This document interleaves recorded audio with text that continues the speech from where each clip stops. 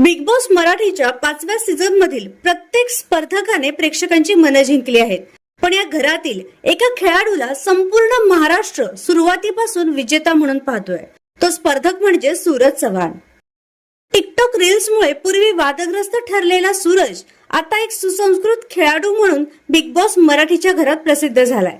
असं असताना अलीकडेच एका मुलाखतीत त्याच्या घरच्यांनी त्याच्या आजाराबद्दल खुलासा केलाय.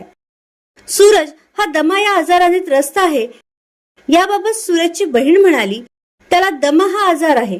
कोरोना काळात त्याला खूप लोक भेटायला यायची, तेव्हा आम्ही त्याला खवळायचो, पण आमच्या आईमरी मातेने कोणालाच कोरोना होऊ दिला नाही, असं त्यांनी म्हटलं.